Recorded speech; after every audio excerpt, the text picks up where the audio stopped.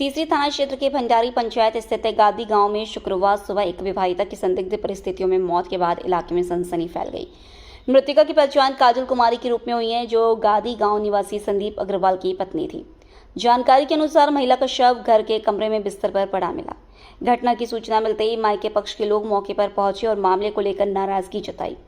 इस दौरान गांव में काफी देर तक तनावपूर्ण माहौल बना रहा। मृतका की बहन ने आरोप लगाते हुए कहा कि उसकी बहन ने कई बार बताया था कि उसका पति किसी दूसरी महिला से बात करता था, जिसको लेकर दोनों के बीच विवाद होता रहता था। परिजनों के अनुसार घर में कई बार झगड़े की स्थिति भी बनी थी। बहन ने पूरे मामले की निष्पक्ष जांच की मांग की है। मृतका के 3 छोटे बच्चे बताए जा रहे हैं। वहीं मृतका के पति का कहना है कि घटना के समय वह घर से बाहर था और उसे इस मामले की जानकारी नहीं थी। घटना के बाद पति को छोड़कर अन्य ससुराल पक्ष के लोग घर से गायब बताए जा रहे हैं। सूचना मिलने पर तीसरी थाना प्रभारी प्रभुनंद ईश्वर पुलिस टीम के साथ मौके पर पहुंचे। शुरुआत में परिजन शव को उठाने का विरोध कर रहे थे, लेकिन पुलिस अधिकारियों द्वारा उचित जांच और कार्रवाई का भरोसा दिए जाने के बाद मामला शांत हुआ। फिलहाल पुलिस ने शव को कब्जे में लेकर आगे की कानूनी प्रक्रिया शुरू कर दी है और पूरे मामले की जांच की जा रही है।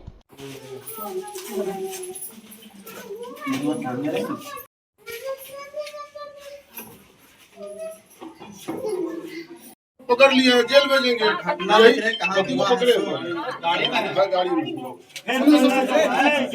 रिक्वेस्ट है आपसे। देखिए, सीधे सीधी इसको समझिए, जो बच्ची को पोस्टमार्टम के लिए ले जाइए। आपने सुनिए ना, आप जो आवेदन देंगे, जिसका नाम देंगे, सभी को जेल भेजेंगे। एगो अभी मिला है, इसको जेल भेजेंगे।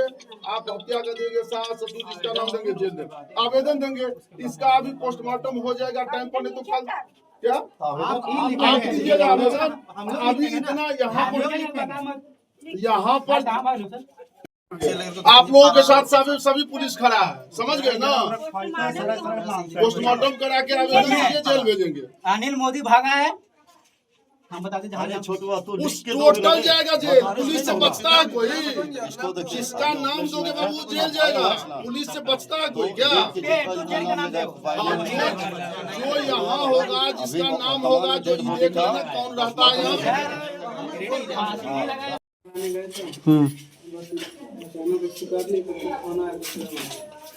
मुझे नहीं पता है कैसे क्या हुआ। लड़ाई झगड़ा भी होता था क्या बीच में? ऐसा कोई बात नहीं है ना। क्या ना हुआ? बात करना छोड़ दिया।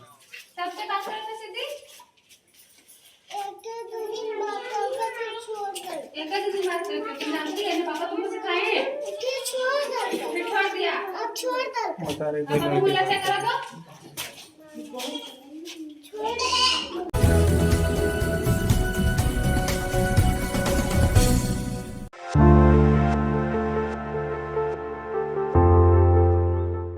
जमुआ थाना क्षेत्र में चावल व्यवसायी से हुई लूट मामले का पुलिस ने खुलासा कर लिया है। खोरी महुआ एसडीपीओ राजेंद्र प्रसाद ने प्रेस वार्ता कर बताया कि इस मामले में 3 आरोपियों को गिरफ्तार किया गया है। बता दें कि 12 मई की रात जमुआ चौक थाना रोड स्थित बंशी साहब की दुकान सहमकान में 2 युवक ग्राहक बनकर पहुंचे थे। चावल खरीदने के बहाने दुकान खुलवाने के बाद आरोपियों ने व्यवसायी के साथ मारपीट की और नकद राशि समेत सोने की चेन लूटकर फरार हो गए थे। घटना के बाद जमुआ थाना में मामला दर्ज कर पुलिस ने जांच शुरू की। तकनीकी साक्ष्य छापेमारी के आधार पर पुलिस ने विनोद कुमार साहब, गुड्डू कुमार लहरी और नंदकिशोर रविदास उर्फ मंटू को गिरफ्तार किया। पुलिस ने आरोपियों के पास से लूट की रकम का हिस्सा, घटना में इस्तेमाल 2 मोबाइल फोन और 2 मोटरसाइकिल भी बरामद की है। एसडीपीओ ने बताया कि मामले में आगे की कार्रवाई जारी है और घटना से जुड़े अन्य बिंदुओं की भी जांच की जा रही है।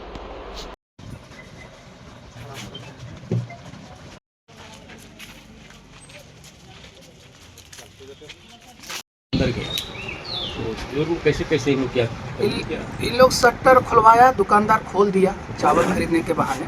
और शटर खोलने के बाद इन लोग है सो अपना ये नकाब में था और उसको मारपीट करके उसका जो तिजोरी था उससे पैसा ले लिया। ये लोग कुछ कबला है क्या किसी की? कोई दुश्मनी, आपसे दुश्मनी तो कोई दुश्मनी नहीं है।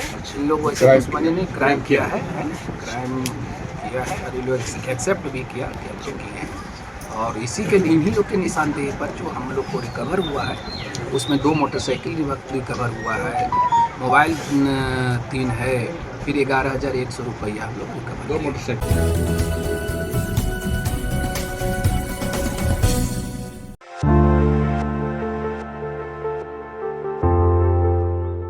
देश भर में नीट पेपर लीक मामले को लेकर छात्रों के बढ़ते आक्रोश के बीच शुक्रवार को गिरिडीह में झारखंड छात्र मोर्चा ने जोरदार विरोध प्रदर्शन किया। संगठन के बैनर तले सैकड़ों छात्र युवा झारखंड मुक्ति मोर्चा जिला कार्यालय से आक्रोश मार्च निकालते हुए टावर चौक पहुंचे और केंद्रीय शिक्षा मंत्री धर्मेंद्र प्रधान का पुतला दहन किया। इस दौरान प्रदर्शनकारियों ने केंद्र सरकार और राष्ट्रीय परीक्षा एजेंसी के खिलाफ जमकर नारेबाजी की। पुतला दहन के बाद आयोजित सभा को संबोधित करते हुए झारखंड छात्र मोर्चा के नेता अभय कुमार ने कहा कि नीट पेपर लीक ने देश के करीब 22 लाख छात्रों के भविष्य को अधर में डाल दिया है। उन्होंने आरोप लगाया कि परीक्षा आयोजित करने वाली एजेंसी एनटीए पर छात्रों का भरोसा पूरी तरह खत्म हो चुका है। वहीं महानगर अध्यक्ष राकेश कुमार रॉकी ने कहा कि सरकार को युवाओं के भविष्य के साथ खिलवाड़ बंद करना चाहिए और दोषियों पर सख्त कार्रवाई करनी चाहिए। प्रदर्शन के दौरान पेपर लीक मोदी वीक और छात्रों के भविष्य के साथ खिलवाड़ बंद करो जैसे नारों से टावर चौक गूंज उठा। कार्यक्रम में संगठन के कई पदाधिकारी, कार्यकर्ता और सैकड़ों छात्र युवा शामिल रहे। प्रदर्शनकारियों ने निष्पक्ष जांच कर दोषियों के खिलाफ कड़ी कार्रवाई और परीक्षा प्रणाली में पारदर्शिता सुनिश्चित करने की मांग की।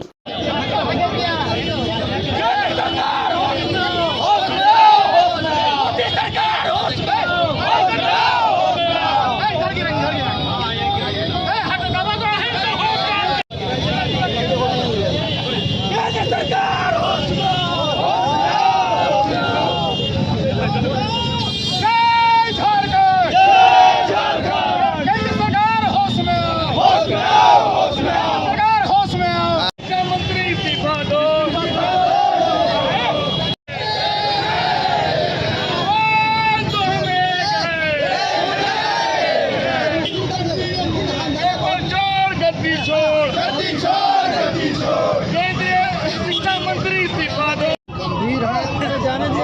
परीक्षा जो हुई है बहुत बड़ा घोटाला हुआ है, चाहे जो बोले।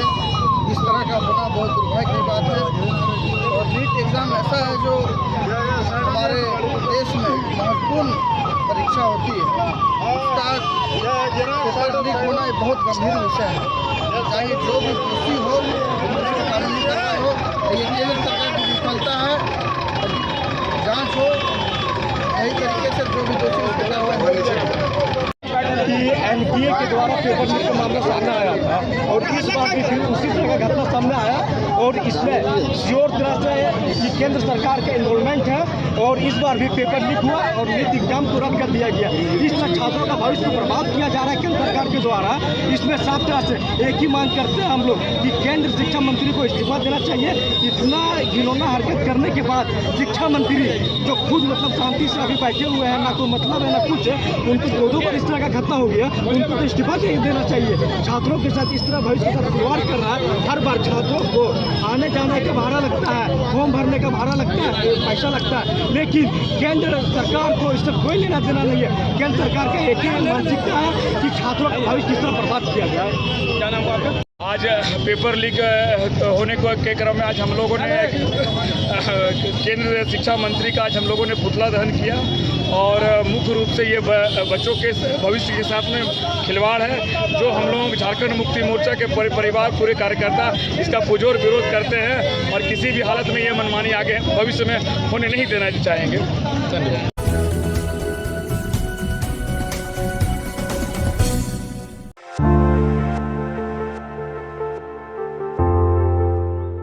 गिरिडीह जिले के मुफस्सिल थाना क्षेत्र अंतर्गत टाटोकियारी टोला बुधवा डी में वन विभाग की टीम ने घायल मोर का रेस्क्यू किया है।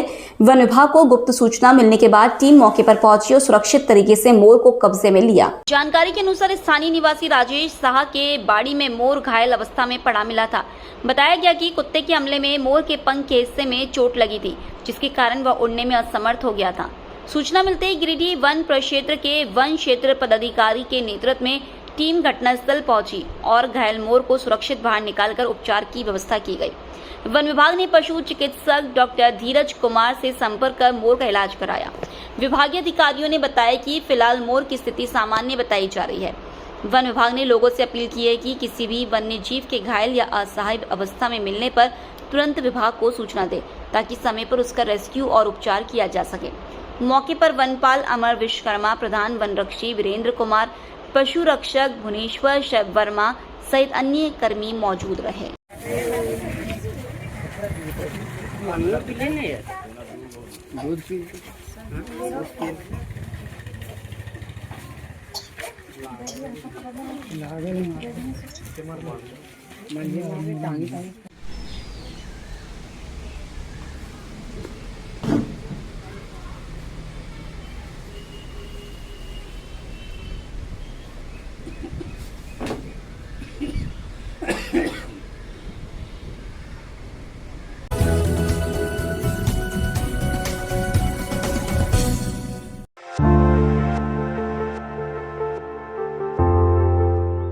गिरिडीह समरनालय में आयोजित जनता दरबार में उपायुक्त रामनिवास यादव ने जिले भर से पहुंचे लोगों की समस्याएं सुनी। इस दौरान भूमि विवाद, राशन कार्ड, पेंशन, पेयजल, सड़क, स्वास्थ्य और बिजली से जुड़े मामलों को लेकर बड़ी संख्या में लोग पहुंचे। उपायुक्त ने संबंधित विभाग के अधिकारियों को मामले के त्वरित और पारदर्शी निष्पादन का निर्देश दिया। उन्होंने कहा कि आमजनों को सरकारी कार्यालयों का अनावश्यक चक्कर न लगाना पड़े, इसके लिए शिकायतों का समयबद्ध समाधान जरूरी है। जनता दरबार के दौरान कई मामलों का मौके पर ही निष्पादन किया गया, जबकि गंभीर और लंबित मामलों को प्राथमिकता के आधार पर जल्द सुलझाने का निर्देश दिया गया। उपायुक्त ने जन समाधान पोर्टल की जानकारी देते हुए कहा कि अब लोग अपनी शिकायतें ऑनलाइन दर्ज कर उसकी स्थिति घर बैठे ट्रैक कर सकते हैं। उन्होंने बताया कि पोर्टल के माध्यम से शिकायतों की नियमित मॉनिटरिंग की जा रही है और तय समय सीमा में समाधान सुनिश्चित करने के निर्देश दिए गए हैं। उन्होंने आमजनों से अपील की कि अपनी समस्याओं के समाधान के लिए अधिक से अधिक जन समाधान पोर्टल का उपयोग करें, ताकि शिकायत निवारण प्रक्रिया और अधिक सरल एवं जवाबदेह बन सके।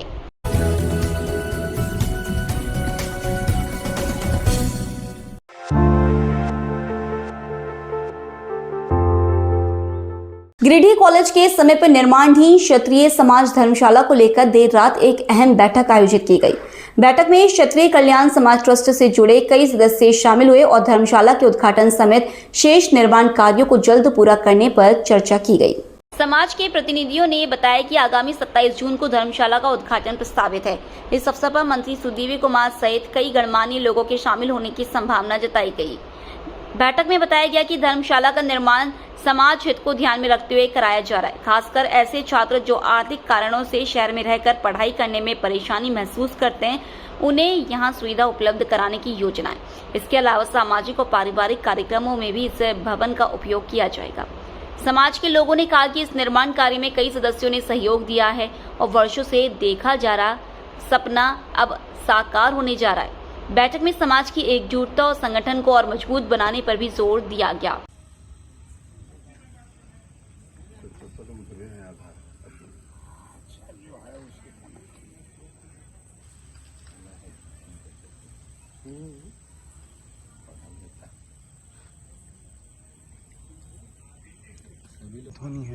जिला क्षत्रिय समाज का जो धर्मशाला नवनिर्मित धर्मशाला है, अभी निर्माणाधीन है, कंप्लीट होने की स्थिति में है। 27 जून को इसका शुभ उद्घाटन और गृह प्रवेश कर हम लोग उसका होना है। माननीय मंत्री सुदीप कुमार जी, उनके साथ अन्य अतिथि भी आमंत्रित किए जाएंगे। तो समाज के तमाम साथी भाई बंधु उपस्थित होंगे और भव्य तरीके से इसका शुभ उद्घाटन और गृह प्रवेश होगा। और आगे भविष्य में समाज के जो लोग गरीब बच्चे हैं, मेधावी जो पढ़ने में उनको दिक्कत होती है, रहने में दिक्कत होती है, वैसे लोगों के लिए, शादी विवाह के लिए, वैसे परिवार जो सामर्थ्य नहीं है बड़े बड़े मॉल ये होटल वगैरह को धर्मशाला को भाड़े पर लेने में, वैसे लोगों के लिए उपलब्ध रहेगा। और साथ ही इसके निर्माण में जिन लोगों ने सहयोग किया है, खासकर गुड्डू सिंह, विश्वजीत सिंह, उनको बधाई के पात्र हैं। तमाम समाज के लोग जिनका भी थोड़ा भी सहयोग है, सब लोग बधाई के पात्र हैं।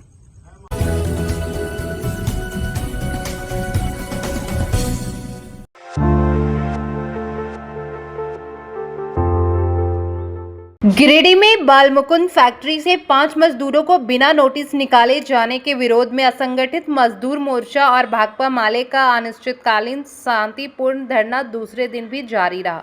मजदूरों के समर्थन में धरना स्थल पर सैकड़ों महिला पुरुष डटे रहे। मामले की गंभीरता को देखते हुए प्रशासन की ओर से अंचल अधिकारी, मुफस्सिल थाना प्रभारी और श्रम विभाग के अधिकारी धरना स्थल पहुंचे।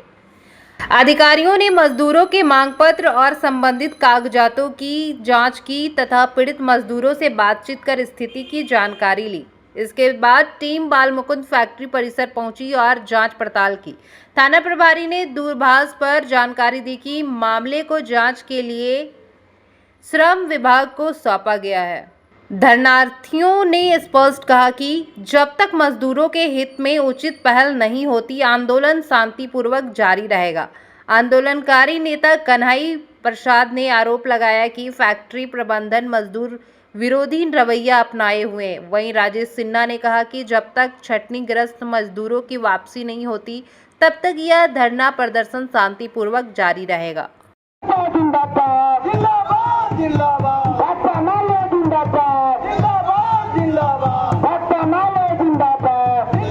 तो यहाँ रख ले है तो हमने द्वार पर में काम करे ना रखे है तो हमने कहा जो काम करे जब अभी गाड़ी लगल है तो अभी जीपीसी का से खाली करे है गाड़ी। हाँ तो हमने के लिए हमारा नाती पुतो कहाँ से काम करे ले ये रखने वास्ते हमने इधर विचार कर ले के धरना अनिश्चितकालीन धरना पर बैठे हैं। और धरना पर बैठने का मुख्य कारण है कि हमारे 5 मजदूर साथियों को बाल मुकुंद द्वारा बिना कारण बताओ नोटिस के हटा दिया गया है। और हम लोगों ने अनेक पत्राचार भी किया, लेकिन ये बाल मुकुंद जो है कि अपने अड़ियल रवैये से बाज नहीं आता है। इन 5 मजदूरों को काम में वापस रखवाने के साथ साथ हमारा अनिश्चितकालीन धरना का मांग है कि स्थानीय लोगों को 75% काम देना होगा। दूसरी बात है कि यहाँ के जो मजदूर कार्यरत हैं न उनकी ESI है, न PF कटता है, न सुरक्षा की व्यवस्था है, न ही उनके पास गेट पास है। तो मैं ये मांग करता हूँ कि उनका PF कटे, ESI हो, गेट पास हो, मजदूरों का एक पहचान पत्र हो। और भाकपा माले के सहयोग से 5 छटनीग्रस्त मजदूरों को लेकर के 2 दिन से धरना अनिश्चितकालीन धरना चल रहा है, जिसके लेकर के आज थाना से बड़ा बाबू, ब्लॉक से CO, मजिस्ट्रेट के रूप में और कारखाना निरीक्षक वार्ता के लिए आए हुए हम लोगों से भी बातचीत लेकर के प्रबंधक के पास में वार्ता के लिए गए हैं। अब क्या इसका रिजल्ट आता है ये तो आने वाला समय बताएगा। लेकिन वार्ता हो या नहीं हो, यदि सफल वार्ता होगी तभी हम लोग आंदोलन को स्थगित करेंगे, अनिश्चितकालीन धरना को। और वार्ता हमारे जितने भी डिमांड हैं वो सारे डिमांड पर सकारात्मक बातचीत नहीं आती है तो ये धरना जारी रहेगा। इसके अलावा आंदोलन और तीखा हो जाएगा, क्योंकि बाल मुकुंद स्पॉन्ज आयरन फैक्ट्री द्वारा ये जितने भी अनलीगल माइंस के मटेरियल है प्राकृतिक का दोहन करने में नंबर 1 फैक्ट्री गिनती जाता है।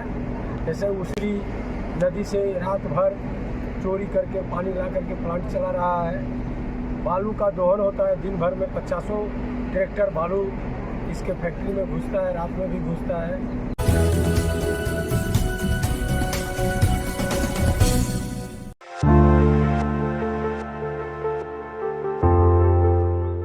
गिरिडीह के जमुआ प्रखंड कार्यालय में निदेशक DRDA रंतु महतो ने प्रधानमंत्री आवास योजना, मनरेगा और अभुआ आवास योजना समेत विभिन्न विकास योजनाओं की विस्तृत समीक्षा की। बैठक में प्रखंड और पंचायत स्तर के अधिकारी एवं कर्मी मौजूद रहे। समीक्षा के दौरान लंबित आवास मामलों, भुगतान और जियो टैगिंग की स्थिति पर चर्चा की गई। निदेशक DRDA ने स्पष्ट निर्देश दिया कि सभी योग्य लाभुकों को समय पर योजनाओं का लाभ मिले और किसी भी तरह की लापरवाही या अनावश्यक देरी स्वीकार नहीं की जाएगी। मनरेगा योजनाओं को लेकर उन्होंने अधिक मानव दिवस सृजित करने, योजनाओं को गुणवत्तापूर्ण तरीके से पूरा करने और मजदूरों को समय पर भुगतान सुनिश्चित करने का निर्देश दिया। बैठक में बायोमेट्रिक अटेंडेंस को लेकर भी सख्त निर्देश दिए गए। रंतु महतो ने कहा कि सभी अधिकारी और कर्मी प्रतिदिन सुबह 10:30 बजे से पहले कार्यालय पहुंचकर बायोमेट्रिक उपस्थिति दर्ज करेंगे। बिना सूचना अनुपस्थित रहने वालों पर नियमानुसार कार्रवाई की जाएगी। उन्होंने अधिकारियों को विकास योजनाओं की नियमित मॉनिटरिंग करने और आमजन की समस्याओं का त्वरित समाधान सुनिश्चित करने का निर्देश दिया। साथ ही कहा कि योजनाओं का लाभ अंतिम व्यक्ति तक पहुंचाना प्रशासन की प्राथमिकता है।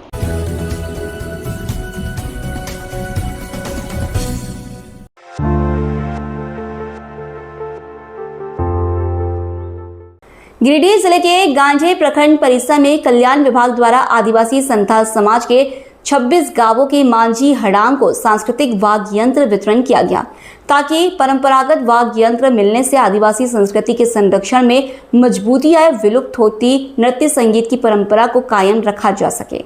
इस वितरण में मांदर, नगाड़ा, बांसुरी, करताल, निपुर, पायगन, झाल, बनाम, घुंघरू, सकवा, रेटा सहित सांस्कृतिक साड़ी और संस्कृति दहेड़ी की सामग्री शामिल रही। कार्यक्रम में प्रमुख राजकुमार पाठक ने कहा कि परंपरागत वाद्य यंत्र मिलने से आदिवासी संस्कृति के संरक्षण में मजबूती आएगी और विलुप्त होती नृत्य संगीत की परंपरा को जीवित रखा जा सकेगा। प्रखंड कल्याण पदाधिकारी मुकेश आनंद ने बताया कि जितने भी आदिवासी गांवों से वाद्य यंत्र हेतु आवेदन प्राप्त हुए थे, उन सभी को जिला कल्याण पदाधिकारी के निर्देश अनुसार सामग्री वितरित की गई। इस अवसर पर उप प्रमुख किशोर मुर्मू, पंडरी पंचायत के मुखिया केशर मुर्मू, मेदनी सारे पंचायत समिति सदस्य भैरव वर्मा, पारगाना प्रदीप मुर्मू, रूबीलाल मुर्मू, अजीत सोरेन, मांझी हड़ाम, दर्शन बास्के, जगजीवन हेम्ब्रम, गणेश्वर हासंदा, शुक्रा मुर्मू, संतोष बेसरा, संतू सोरेन, सोनाराम टुडू, राजन मुर्मू सहित अन्य लोग उपस्थित थे।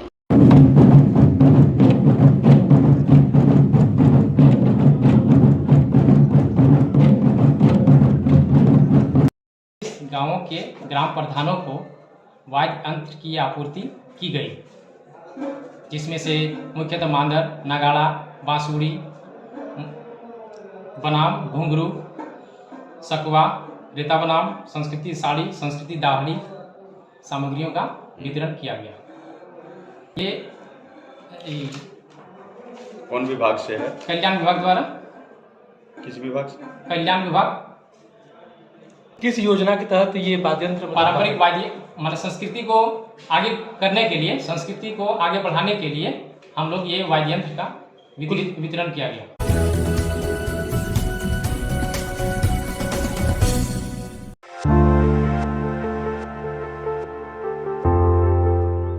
गिरिडीह शहर के भंडारीडीह स्थित नेताजी चौक में कापिसवे हेल्थ केयर ग्रुप द्वारा दवा इंडिया जेनरिक फार्मेसी और थायरोकेयर डायग्नोस्टिक सेंटर का शुभारंभ किया गया। सेंटर का उद्घाटन नगर निगम की महापौर प्रमीला मेहरा ने फीता काटकर किया। इस मौके पर उप महापौर सुमित कुमार, अमरजीत सलूजा, पूर्व उप महापौर प्रकाश सेठ, डॉक्टर रवि महर्षि, चरणजीत सिंह, त्रिलोचन सिंह, मंजीत सिंह, पार्षद अनिल राम, पार्षद प्रतिनिधि रमेश सिन्हा, विनय देव और साहिल कुमार समेत कई गणमान्य लोग मौजूद रहे। अतिथियों ने कहा कि यह केंद्र गिरिडीह वासियों को किफायती दरों पर गुणवत्तापूर्ण दवाइयां और भरोसेमंद जांच सेवाएं उपलब्ध कराने में महत्वपूर्ण भूमिका निभाएगा। कार्यक्रम में बड़ी संख्या में स्थानीय नागरिक, चिकित्सक और सामाजिक कार्यकर्ता भी शामिल हुए। बताया गया कि दवा इंडिया जेनरिक फार्मेसी में लोगों को सुलभ कीमतों पर जेनरिक दवाइयां उपलब्ध कराई जाएंगी, जबकि थायरोकेयर डायग्नोस्टिक सेंटर में आधुनिक और विश्वसनीय पैथोलॉजी जांच सेवाएं दी जाएंगी।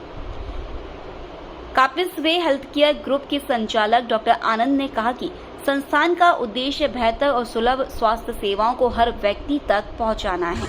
आज हम लोगों के लिए बहुत ही खुशी की बात है कि आज हमारे मोहल्ले में जो है हमारे भैया डॉक्टर रमेश जी और उनके सपुत्र आनंद कुमार जी और सभी मिल करके जो है इनके प्रयास, अथक प्रयास से आज हमारे इस मोहल्ले में पूरे गिरिडीह शहर के अंदर में सस्ती जेनेरिक दवाएं और उपचार का, थायरोकेयर वगैरह का जो उपचार का समूचा साधन इन्होंने जो बनाया है, ये बहुत ही सुंदर तरीके से और बहुत ही विश्वसनीय है, क्योंकि इनके विश्वास के ऊपर में मैं कह सकता हूँ कि आज लगातार 25 साल से इस मोहल्ले में रहते हैं, इस गिरिडीह के अंदर में, और ये लगातार सेवा करते चले आ रहे हैं। आज यहाँ पे 9 नंबर वार्ड में पहले से ही रमेश डॉक्टर जो है होम्योपैथी का क्लिनिक चला रहे हैं, बहुत ही अच्छा इनका पहले रहा है। अब इन्हीं का जो सुपुत्र है तो वो आज एक जेनेरिक दवाई का उद्घाटन यहाँ पे किए हुए हैं। नमस्कार। आज हमारे लिए बहुत खुशी का दिन है, क्योंकि आज दवा इंडिया जेनरिक फार्मेसी और थायरोकेयर डायग्नोस्टिक सेंटर का हमारे यहाँ शुभारंभ हुआ है। हमारा उद्देश्य गिरिडीह के लोगों को सस्ती, भरोसेमंद और बेहतर हेल्थ केयर सर्विसेज उपलब्ध कराना है। दवा इंडिया के माध्यम से लोगों को क्वालिटी जेनरिक मेडिसिन कम कीमतों में मिलेंगी।